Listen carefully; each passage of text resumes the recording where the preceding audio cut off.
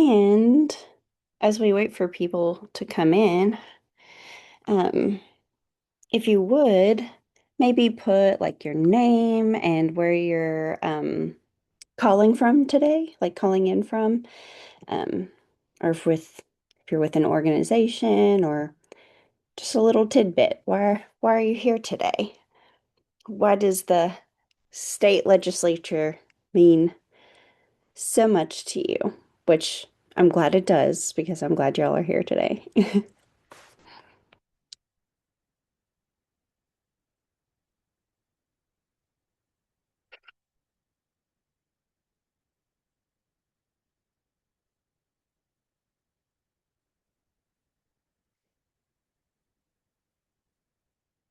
So, wow, we have two very different counties, which is very cool.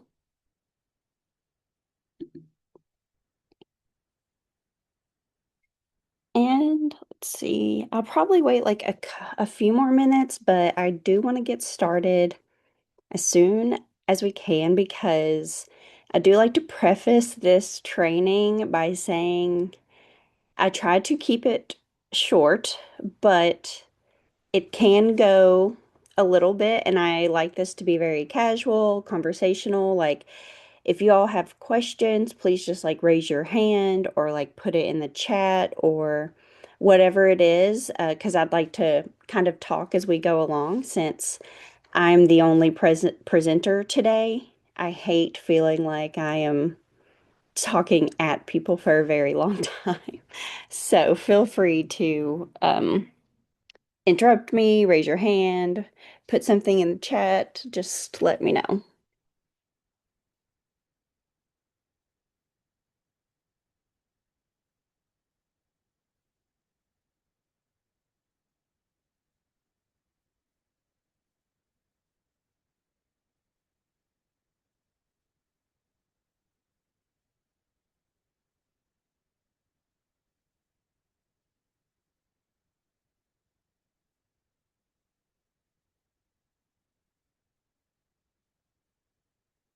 Okay, well, it's 2 minutes after, but I'm gonna go ahead and get started, and people will be able to come in, and this will be recorded, and I will send it out afterwards for you guys to share, and the slides as well. So, again, thank you all so much for being here to talk about our Kentucky State Legislature.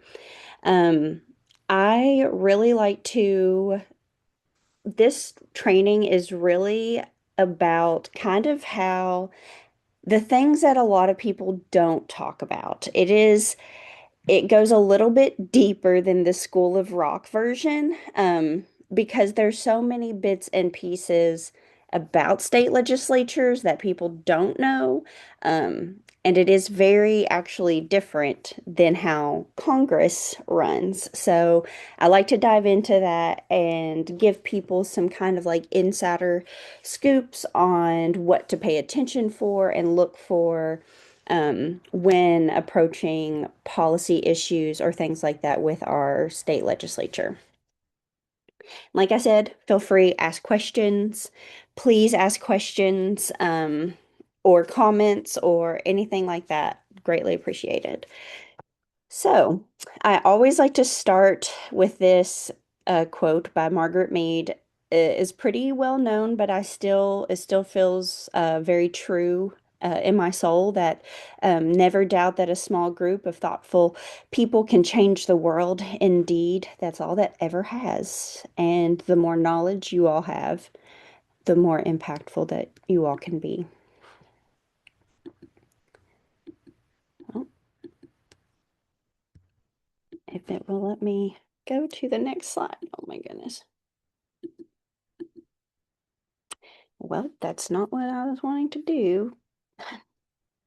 So sorry. Let me change that. I've not had a problem this whole time of doing all of these presentations. And of course, on the next thing, it wants to do that to me. So Try this again. Again, apologies.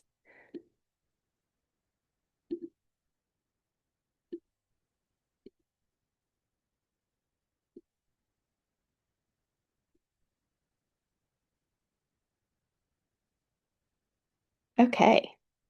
So, what we will be covering today is a little bit of everything. We're going to talk about some insider politics, the I meant to put 2026 General Assembly, um, how a bill becomes a law in Kentucky, and then of course like how you all can advocate or try to get your voice heard in the state legislature.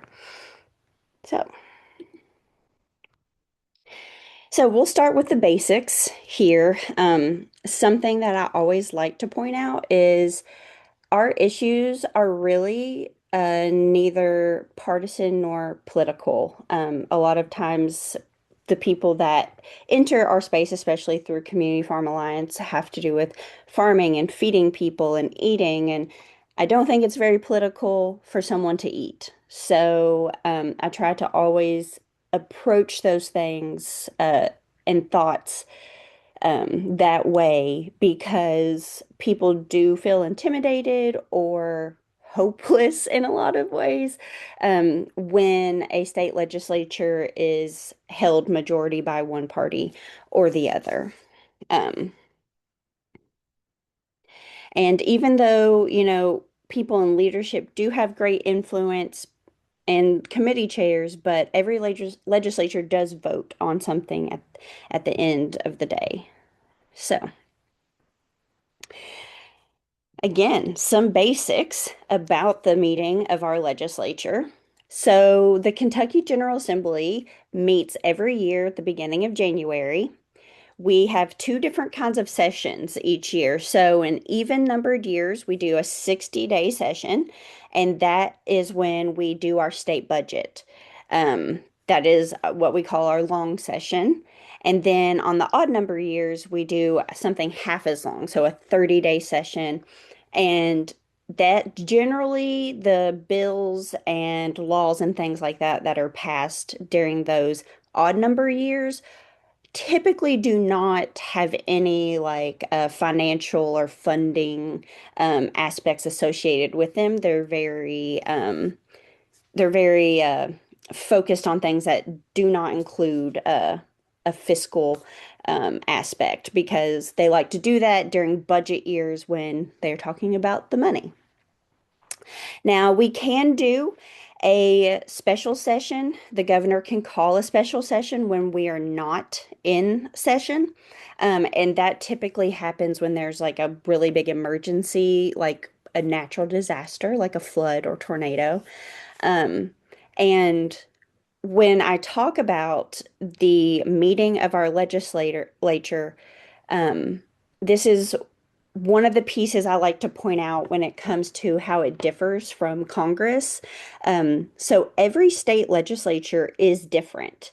Um, Kentucky used to only meet every 2 years, and then we broke it down to meet every year and set it up the way it is now.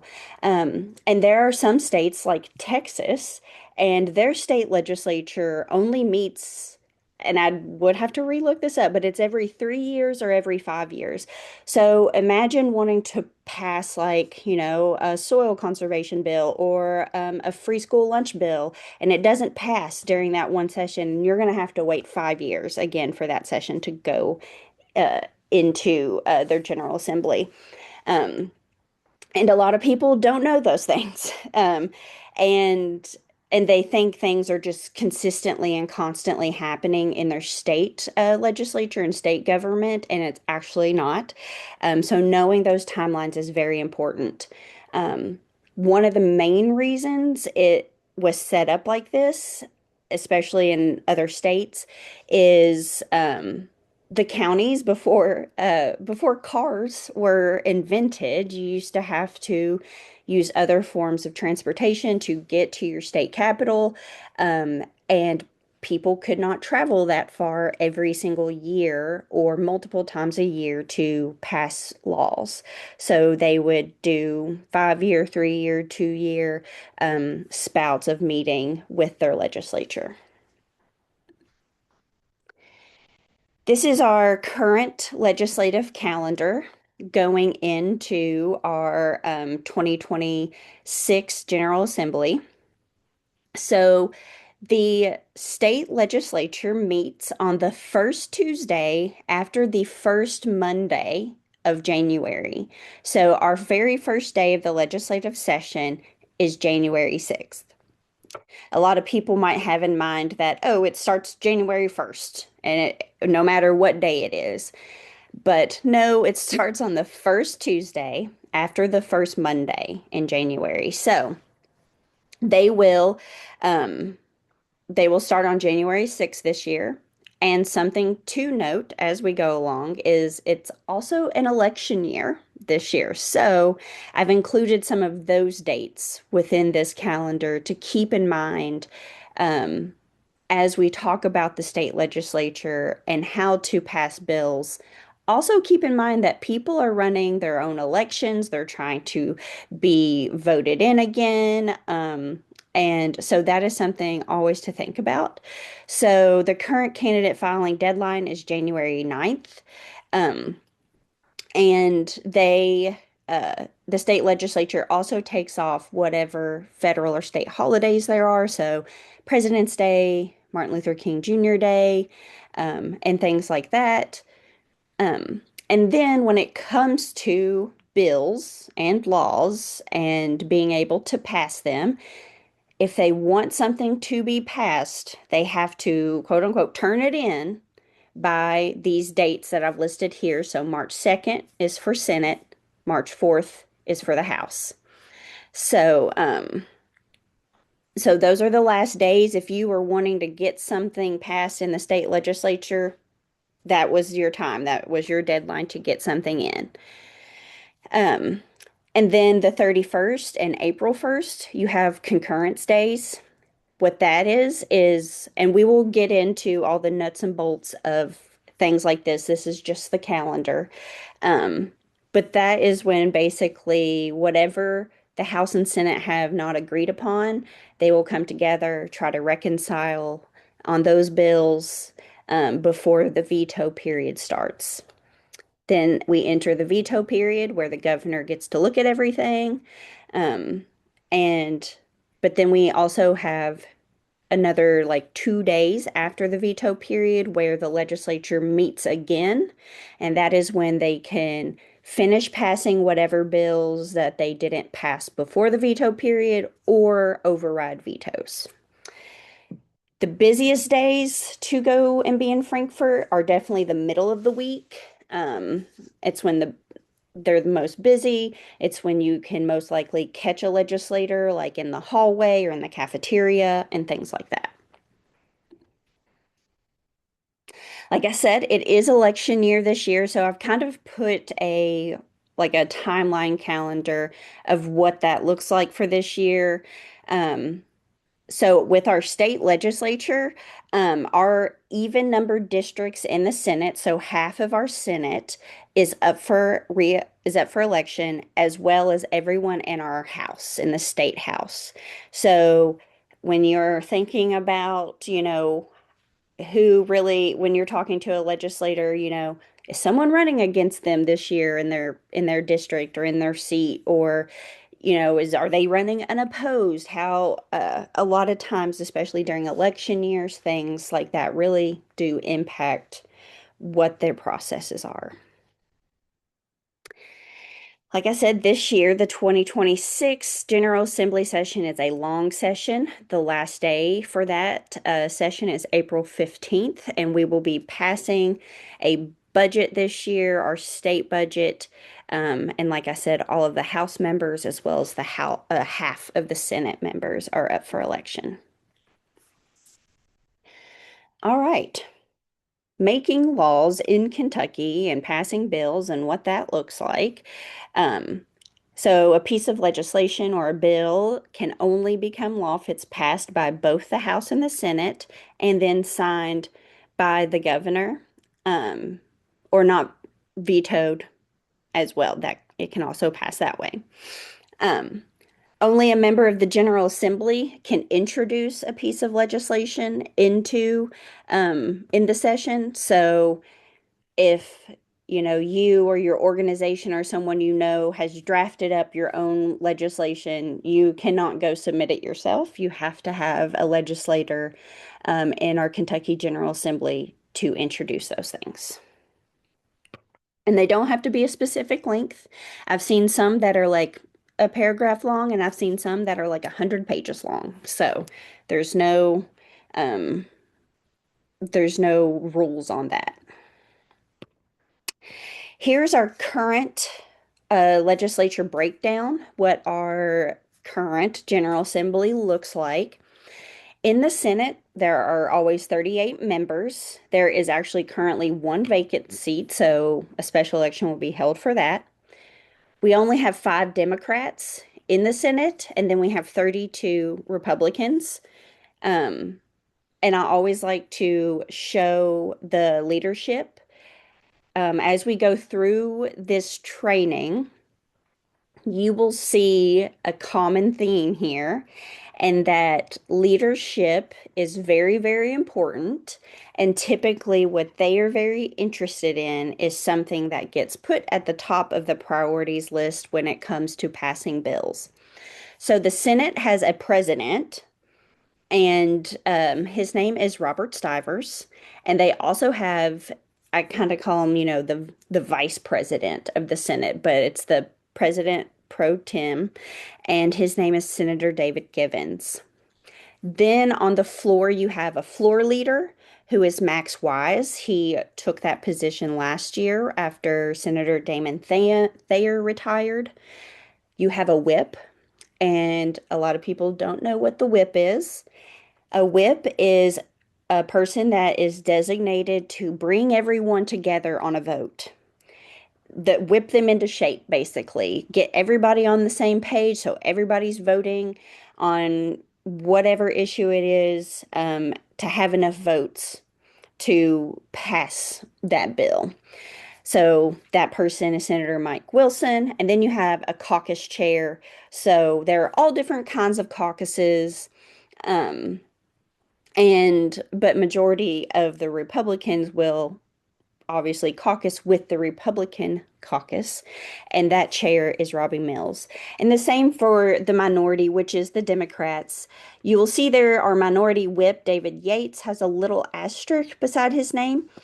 So he will be the vacant seat because he just got elected for Jefferson County Clerk, I believe it is. He has accepted that position now.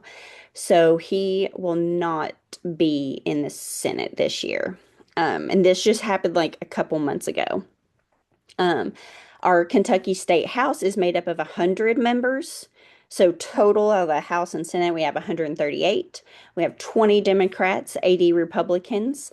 Our Speaker of the House is Representative David Osborne, and our Speaker pro tem is Representative David Meade. And there's listed their floor leader, their whip, their caucus chair, as well as the minority, the Democrats. So these terms will come up often, and you will see these names also listed pretty often when it comes to sponsorship of bills and things like that. All right. So, introduction of a bill. So, all bills are introduced by sending them to the House or Senate clerk. Each one has their own clerk. And when the legislature becomes in session, so January 6th, they'll start like submitting those bills to those clerks, and they will be assigned a number and in each house. And they will, if it's submitted in the House, it'll start with a HB, meaning House bill. So it could be HB 240 and that means your bill is 240th, and it was introduced in the House. Senate, same thing. Senate bill, same number. That will keep that title, that HB 240 will keep the entire way through the process. It will not change once it passes out of the House and goes to the Senate. It will stay HB 240 even in the Senate. And every single day in the state general assembly, they release a legislative record. There's a picture of it over here, and it's like a super thick newspaper. And they post every single thing that was put into literally anything the day before, and it's put out every single day. And you are able to go and purchase one in the basement of our Capitol Annex. But you can read one for free in the Capitol Annex Library. So besides bills and like House bills and Senate bills, there are things that are introduced called resolutions, and there are three different kinds of resolutions. So, one of the most common kinds is a simple resolution. And this is not like a law or anything like that. It's more of to like recognize something. As you can see here, there's one that was just you want to support the awareness of tick-borne illnesses and diseases in Kentucky. It's not necessarily any sort of legislation. It's to bring awareness to an issue or things like that. Then you have a concurrent resolution, and these have to be approved by both of the chambers, and they are typically used to as to where they were. The simple resolution was more of a broad general thing. The concurrent resolutions are proposed as to more of the other government branches or other government agencies, um, and or like a research study to be done or things like that, or to bring attention to things that they want the legislature to be aware of. So here, the 75th anniversary of our conservation, our wildlife portion of our government. So, and that has to be approved by both House and Senate. Simple resolution does not have to be both chambers. It can just be one. Um, then a joint resolution, which is the third and final kind of resolutions that are introduced. Um, they do have effect on the law and are typically treated as a bill. They are used to ratify our state constitution or add amendments to those things. A lot of times they are also temporary pieces of legislation um, to be included into some of our state statutes. So, um, so when you're looking through all of these or you hear about one of them, you can kind of figure out by just saying, oh, it's a concurrent resolution, so it has something to do with one of our, government agencies. Oh, it's a joint resolution. It's going to have something to do with our state constitution, or a simple resolution is something that's just acknowledging that something exists or they want something to be acknowledged. Okay. So now that we've kind of seen that when our legislature starts and the bills that are being introduced, um, then I will say this. So we're going to talk about committees and talking about the bills being introduced. It was written into law not last year, but the year before.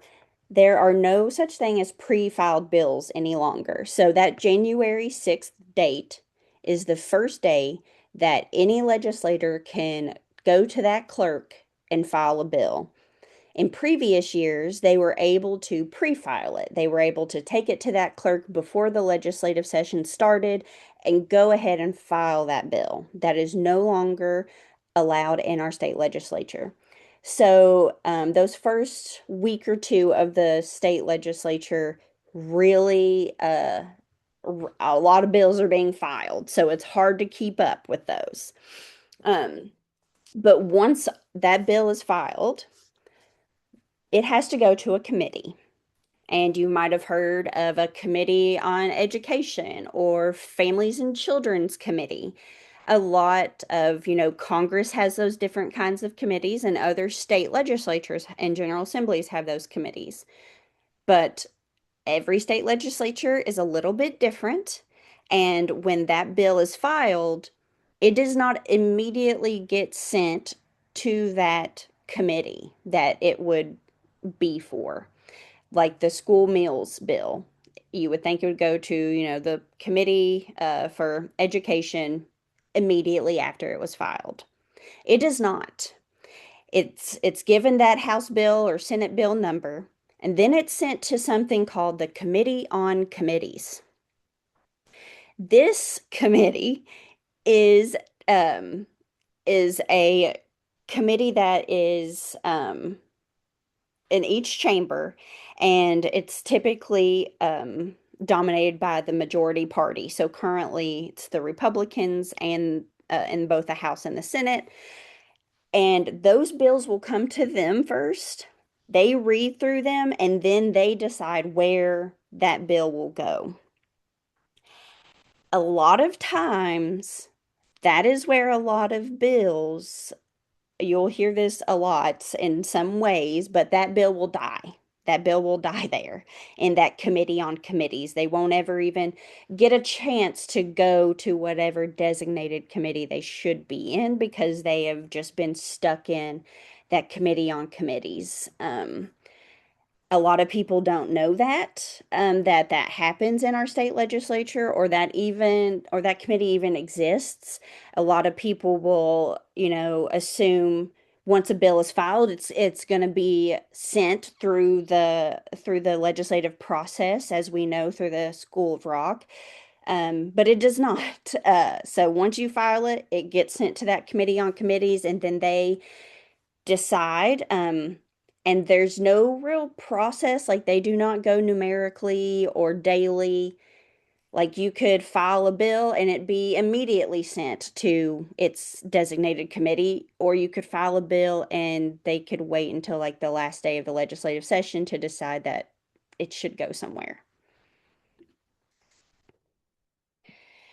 So, if your bill does get sent to a committee that they are designated to, um, know these little things about that they are public. They are open to the public. You don't have to do anything. A lot of people like don't think that you're able to come and watch these things, but you definitely are. Um, and so uh, a committee schedule will be set at the beginning of our legislative session. So on January 6th,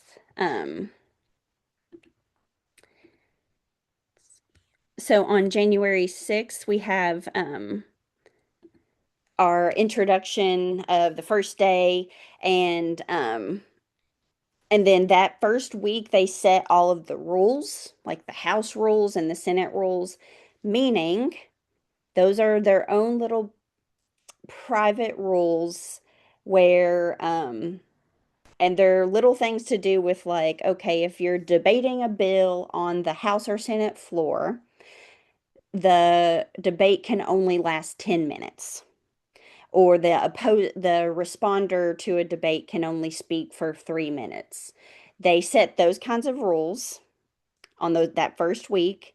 They set the committee calendar, and then they vote on their leadership that first week. So even though I'd listed all of those, the Speaker of the House and all of those things, they actually have to be voted on that first week of the legislative session. But those people have been those Typically, once you get to a position of leadership, it's pretty common for them to stay in that position. But once the committee calendar is set and your bill gets sent to a committee, it could happen that very first committee, or the committee chair could just kind of decide, no, I want to wait on this. They are not obligated, even though the bill was sent to that committee or committee chair is not obligated to bring your bill in a timely manner to be heard. Um, a lot of times, committee chairs go to the committee on committees and personally pull bills that they know about to their committees. A lot of times, committee chairs will not bring a bill to be heard unless they know they have all the votes to go ahead and pass it out of the committee. Um, and they typically say that's because they want to, um, they don't want to waste time on bills that aren't going to get through the House and pass, or like things like that, because they try to say that the interim downtime is the time for those things.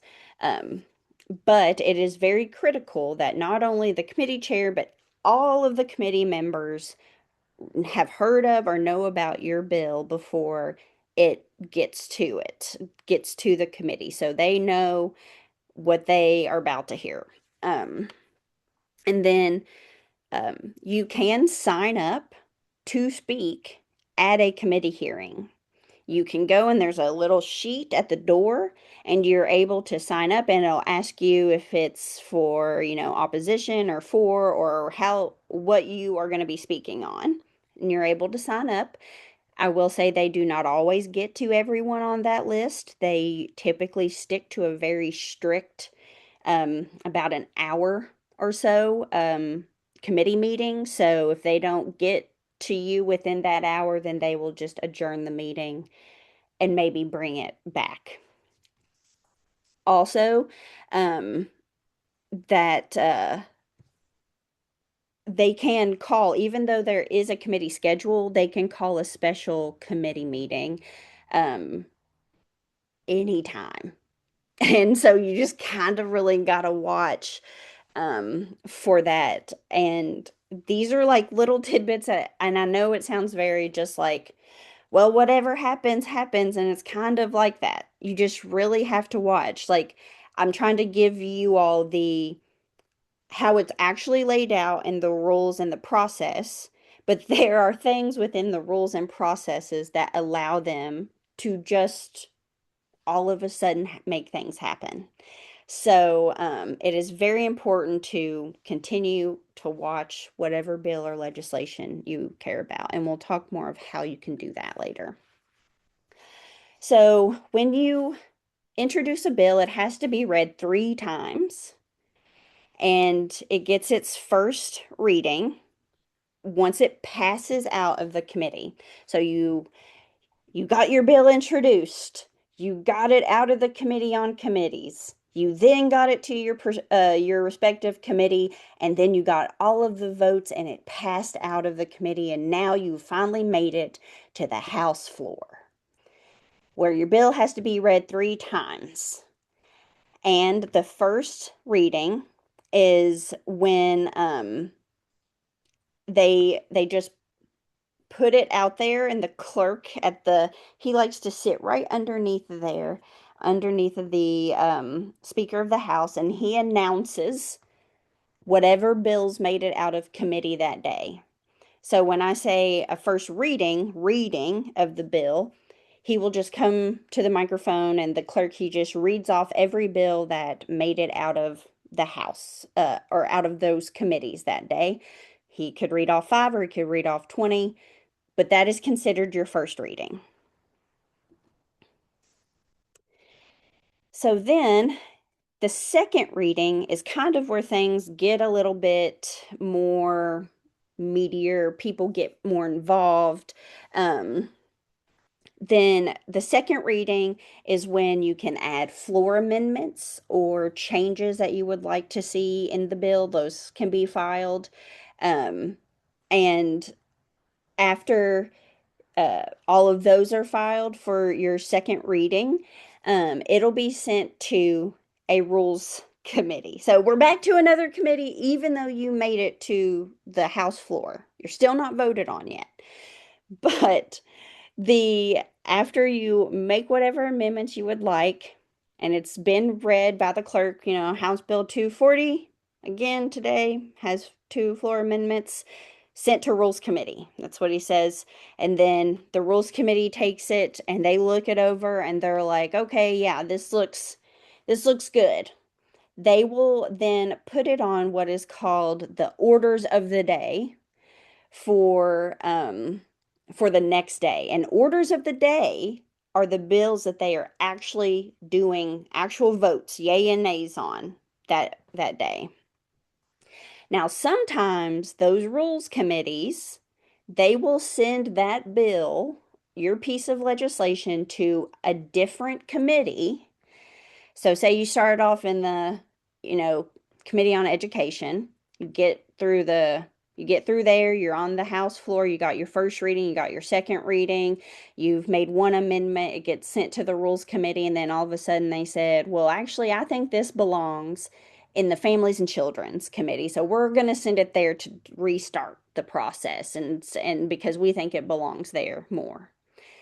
A lot of times when they do that, it's sent there to die because they're like not please like a lot of times they want to just have something set up that is very on the process. Um, so if that happens to your bill, things become a little bit more complicated and you have to revisit your strategy.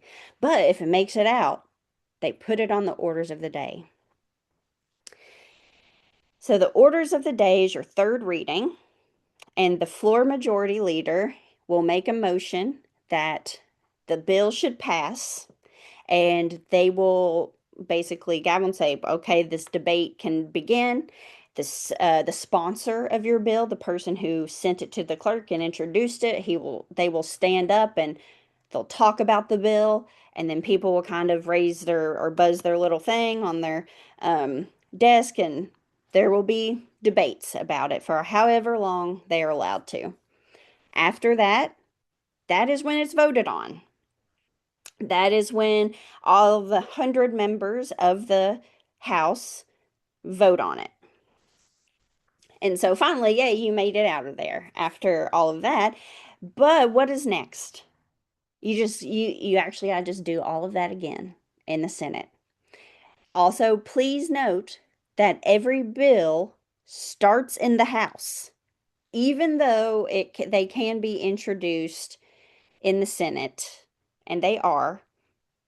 It is more typical for bills to start in the House. So once you do all of those things and you've passed out of the House floor and you're ready to go on to the Senate, you do that same exact things. You have to be referred to whatever committee. Then in the Senate, sometimes it is different than the committee that you went through in the House. And then you go through that same process. So, what happens if your bill passes out of the House and goes to the Senate and it passes out of there? And we're all celebrating, we're all super excited. But is that bill that passed out of the Senate the same exact version that passed out of the House? If it is, yes. Woo, we're so excited, we're celebrating. If it is not the same version, if you amended it in any way or changed two words or a comma, that bill has to go to something called a conference committee. This conference committee is selected by the House and the Senate. There's not ever there's no list of people that are always on a conference committee. This conference committee will go into a room and they don't come out of that room until they have the same exact version for the House and the Senate. It matches perfectly, and then they take it back, and it has to go pass out of the House again, and then it goes and passes out of the Senate again as that same version. So, very long process of getting a bill passed in our state legislature, and many, many pathways for it to be derailed along the way.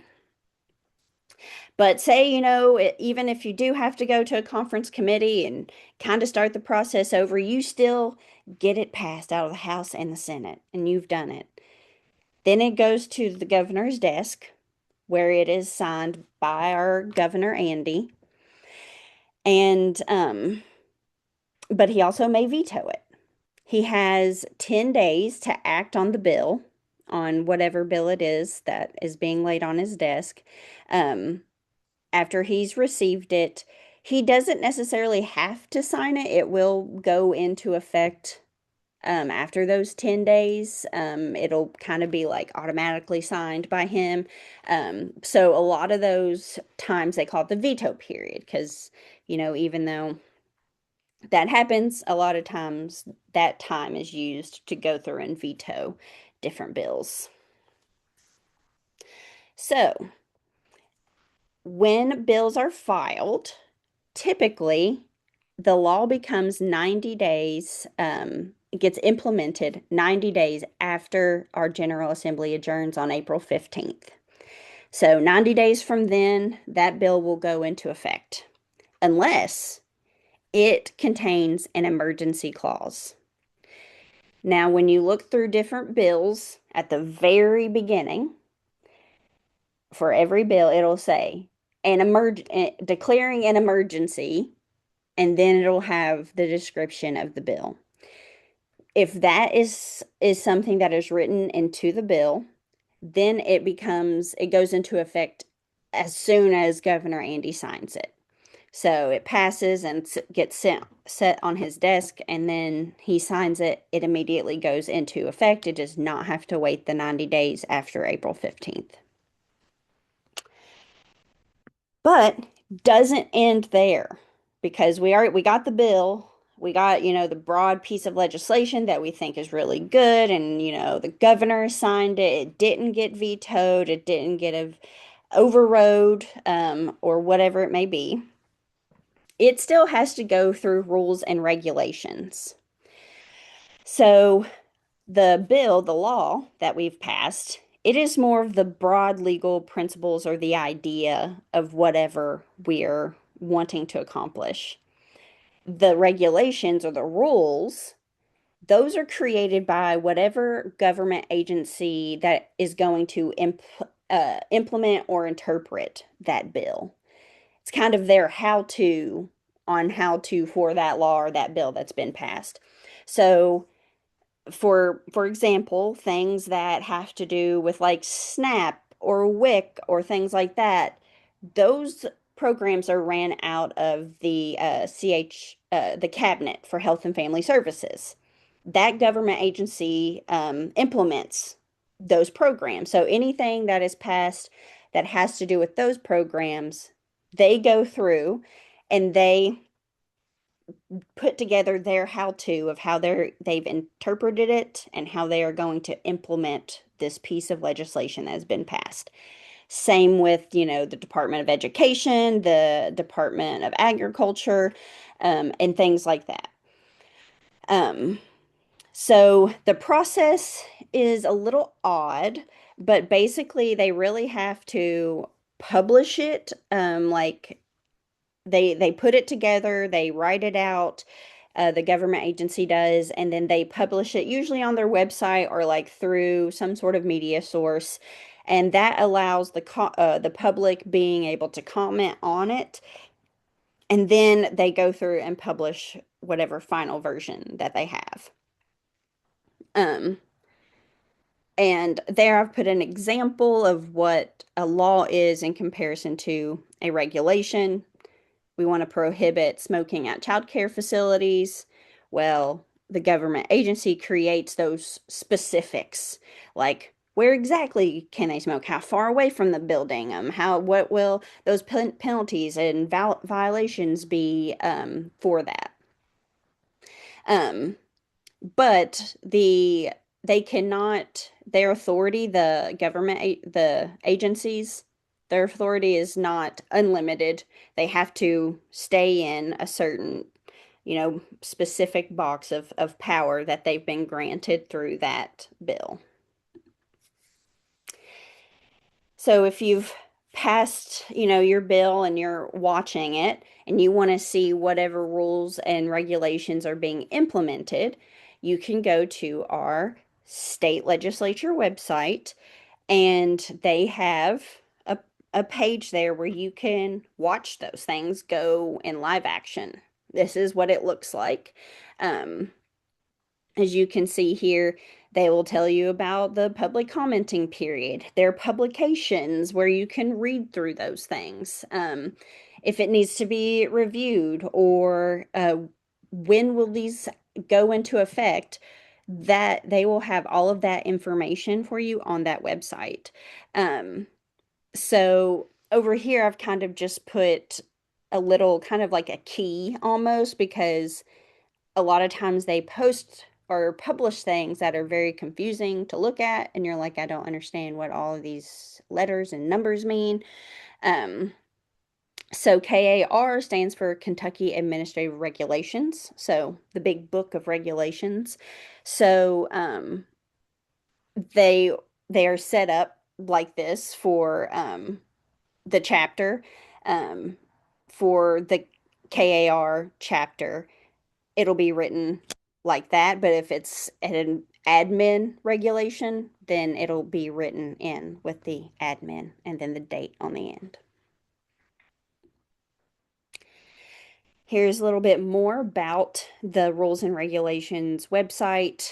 Um, do note that there will be delays on that website. It is hard to continuously upload all of those publications or when those regulations are filed.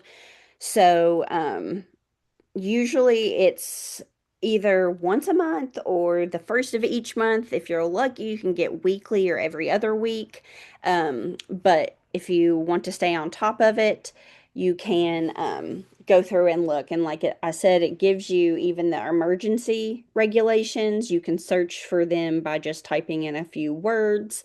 And then there is another little key like that for you to look at, whether or not it's already in effect, still in the process, or it's an emergency regulation. So once it goes through all of those things, it is then left to that agency to kind of make it known to the public. So if you go to any of our government agency websites, I've put on here our Department of Ag. As you can see on their homepage, at the top there, they have all of those little things, and over here on the end, it says regulatory. So there you can go and click, and you can go through and read all of their regulatory things that they have put into place that you can go through and look at. So, as we go through all of this, there are the most important things that I would like for you all to make sure that you know is who your state senator and your state representative are. They redistrict a few years ago, but it's also very common for many people to not know who their state legislator is. You want to try and stay informed and connected through the LRC, our state legislature website, um, and always believe that you are the expert on whatever you are speaking on.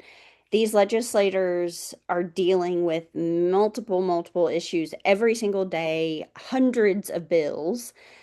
So going in there, they will probably not know exactly what you are talking about. A lot of times, even with a bill filed, You want to go into a meeting with that bill printed out to be able to hand to them because they probably never read it or seen it or heard of it before. So it's your job to educate and reach out to your legislators about those things. And like I said, if you don't know, on that amazing state legislature website, which is the legislature.ky.gov, you can go to find your legislator and type in your address, and it'll show you who it is. And and you are able to also contact them usually in their district, so you don't have to drive to Frankfort if you live really far away from there. Or you can leave them a message or send them an email or whatever that might be, but really try to establish or generate or start some sort of relationship with your state representative or senator. And you can stay informed by going to that website, the Kentucky Legislature website. It is truly an amazing resource that people do not utilize or talk about enough. But also at CFA, we will do a bill watch. It's more specific to agriculture bills, but we do try to keep up to date on those different kinds of things. And I always like to remind people that what is happening in Frankfort will happen whether you are there or not. And if you aren't willing to speak up for whatever issue you are passionate about, somebody else will. And usually that somebody else is not on the same page as you are. And so if you're nervous or scared or whatever that is, just know that if you're not going to be the one to speak up, somebody else is, and it's going to deeply impact you and those people that you are wanting to fight for.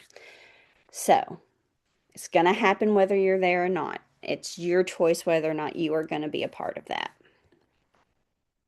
All right, I tried to leave some time for some questions, and I know that was so much. I feel like I really just talked at you all this entire time, and I'm very sorry about that. But I would love to answer any questions you all might have, anything you all might be confused about or want to know more about. Is there a step in there that is like, I don't understand this? Um, please feel free. I've tried to leave us about 10 minutes to discuss these things.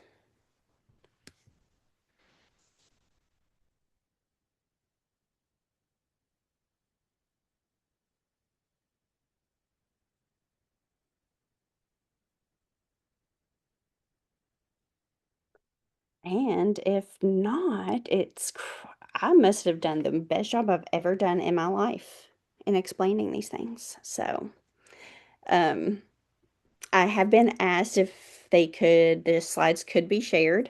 Yes, they can. I will send these slides out. Hopefully I can get everything together by end of day tomorrow and I'll send them out to everyone. But if not, feel free to email me, message me with other questions. I would love to answer them. But if there's no other questions, I can give you all some 8 minutes back into your day. All right. Thank you all.